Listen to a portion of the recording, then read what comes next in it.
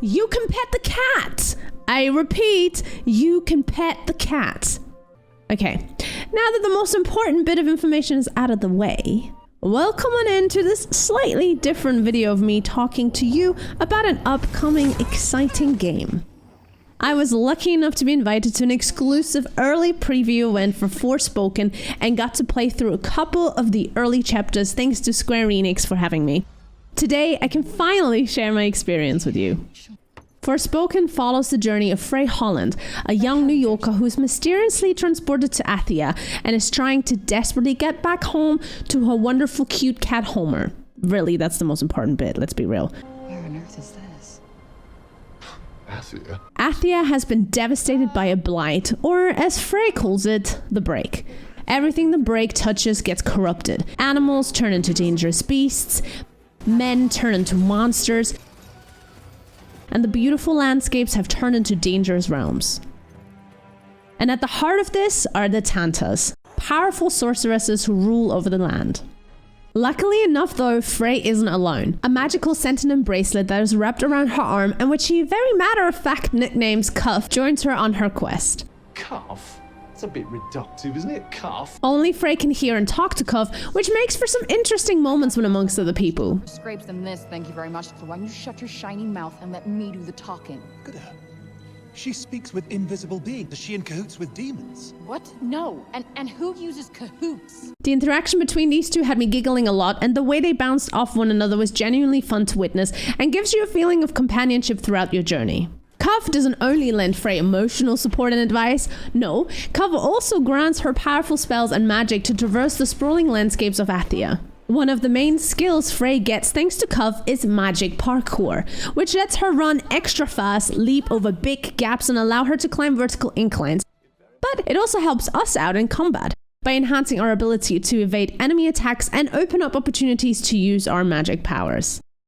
Speaking of magic, there are two types of magic you can use to aid you in combat: support and attack magic. As you can probably guess by the name, the support magic works in a way more defensively, whilst attack magic is a clear offense. Early on in the game, you can use support magic to bind enemies in place, put down a flower turret, or generate a massive tail to swipe enemies for health. As for attack magic, you will be able to shoot scattered pieces of rock or throw bigger exploding rocks at your enemy.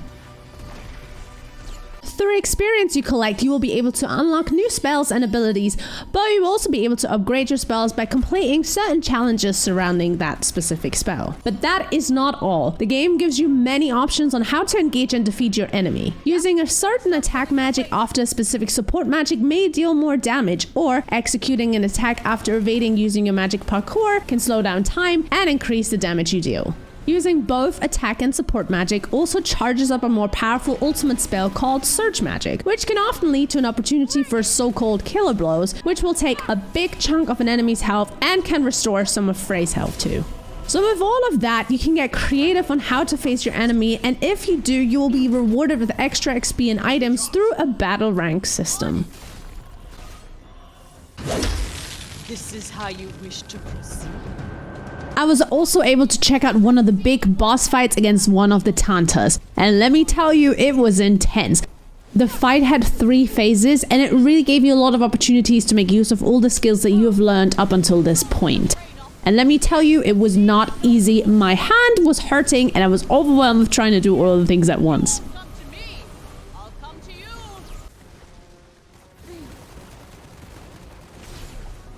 We got this.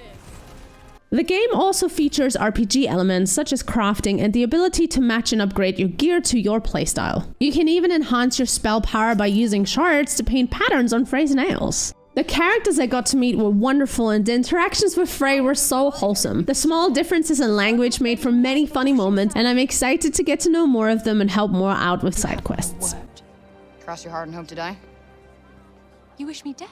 I sadly didn't have enough time to fully explore the wider world outside of the city, but I did find opportunities for little dungeons filled with enemy challenges, rewarding you with new gear, mini boss fights, and generally areas you want to explore together, crafting materials and gain XP. Cuff can always lead you along with a handy cuff scan, highlighting enemies and areas of interest. I hope this was a helpful little look at Forspoken for you all, and for what it's worth, I thoroughly enjoyed playing through a few chapters, and I'm excited to dive back into the game in January and help Frey get back home to a cute little kitty cat Homer. Let me know what you think in the comments. Will you be picking up the game? Are you interested in this? Have you played the demo? What did you think of that? Thank you so much for watching. Don't forget to leave a thumbs like and subscribe if you had fun watching this and you want to see more.